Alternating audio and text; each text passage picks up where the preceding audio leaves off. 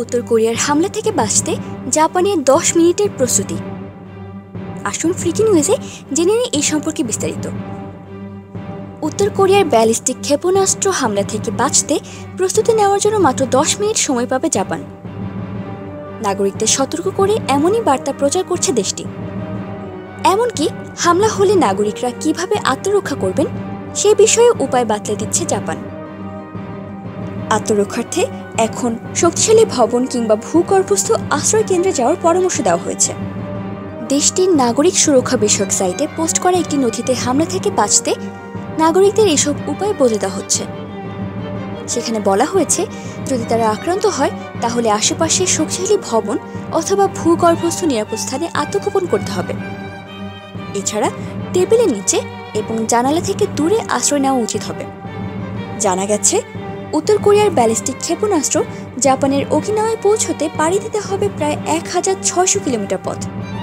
এতে সময় লাগবে প্রায় 10 মিনিট। গত বছরের ফেব্রুয়ারিতে উত্তর কোরিয়ার ছোড়া ক্ষেপণাস্ত্র জাপানের দ্বীপে পৌঁছতে ওই সময় লাগে। এদিকে এমন এক সময় জাপানের নাগরিকদের জন্য সতর্কবার্তা এলো যখন এশিয়ায় যুক্তরাষ্ট্র ও তার মিত্রদের সঙ্গে উত্তর কোরিয়ার ব্যাপক উত্তেজনা চলছে। কমিউনিস্ট শাসিত উত্তর কোরিয়া গত মাসে অন্তত 4টি ব্যালিস্টিক ক্ষেপণাস্ত্রের পরীক্ষা চালায়। এর মধ্যে 3টি জাপান সাগরে জাপানের বিশেষ অর্থনৈতিক অঞ্চলে অবতরণ করেছে।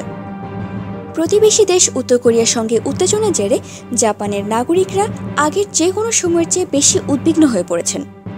তাদের এই উদ্বেগের চিত্র উঠে এসেছে দেশটির সিভিল ডিফেন্সের ওয়েবসাইটে। এপ্রিলের প্রথম 23 দিনে সিভিল ডিফেন্সের ওয়েবসাইটে 57 লাখ মানুষ ভিজিট করেছে, যা অতীতে যে কোনো সময়ের চেয়ে প্রায় 14 গুণ বেশি ট্রাফিক। ক্রমবর্ধমান উত্তেজনার মাঝে জাপানের প্রাথমিক সতর্কতা ব্যবস্থা ইতিমধ্যে পরীক্ষা নিরীক্ষা করে দেখা হয়েছে। লাউডস্পিকার এবং টেলিফোনের মাধ্যমে ক্ষেপণাস্ত্র হামলার বিষয়ে সতর্কতা প্রচার করে জাপান। এতক্ষণ আমাদের সাথে থাকার জন্য ধন্যবাদ। আমাদের পরবর্তী আপডেট পেতে ফ্রিকি নিউজ চ্যানেলটি সাবস্ক্রাইব করে আমাদের সাথেই থাকুন।